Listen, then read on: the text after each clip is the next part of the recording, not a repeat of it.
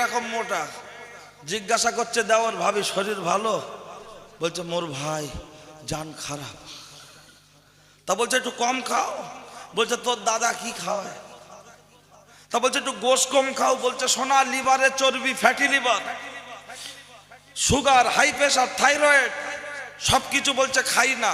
পাশে বসে আছে ভাবির শ্বশুর অট্টক ছেলেটার বড় চাচা, দিল্লি থেকে বাড়ি এসে চাচাকে জিজ্ঞাসা করছে বড় আব্বা শরীর ভালো আছে? বলছে আলহামদুলিল্লাহ। বলছে খাবার দাবার ঠিক আছে? বলছে ডবল আলহামদুলিল্লাহ। তো বলছে বয়স কত? বলছে 84। তখন ভাবি বলছে ও কথা জিজ্ঞাসা করে না, ও আমার শ্বশুর না ধান কল, যা দিই মেরে দেয়, কিচ্ছু বাদ দেয় না। বলার উদ্দেশ্য 34 বছরের ভাবি ভাই তার ভিতরে যায় না, আর 84 বছরের দাদু বাপ চাচা যা দিচ্ছে গিজারের মতো কুচলে যাচ্ছে। কারণ বলো যুগ খারাপ না, যুগ খারাপ না, মানুষ খারাপ, স্বভাব খারাপ, যুগের কোনো পরিবর্তন নেই। কথাটাকে একটু আগোছালো হয়েছে, একটু গুছিয়ে শুনুন।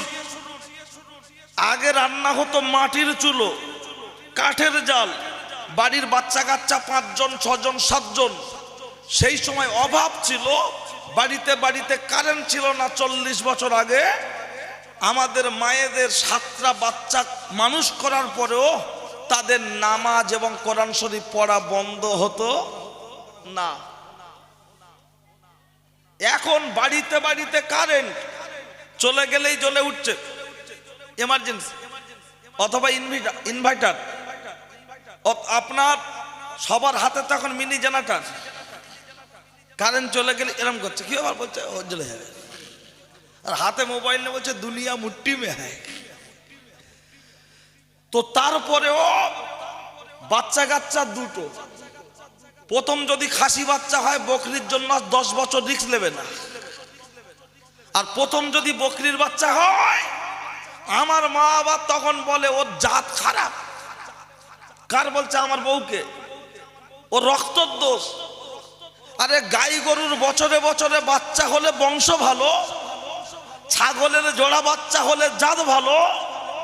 আর আমার স্ত্রী যখন গর্ভে আল্লাহ কন্যা সন্তান দিল, তখন আমার মা হোক আর চাচি হোক, XYZ আমার বোন হতে পারে, বলছে রক্ত খারাপ, ওর পেটে বেটা ছেলে নেই। আমার প্রশ্ন, এর ন্যায় একটা মেয়ে হয়েছে, তোর তো 3টে মেয়ে সন্তান, তাহলে তোর বেলা কি খারাপ?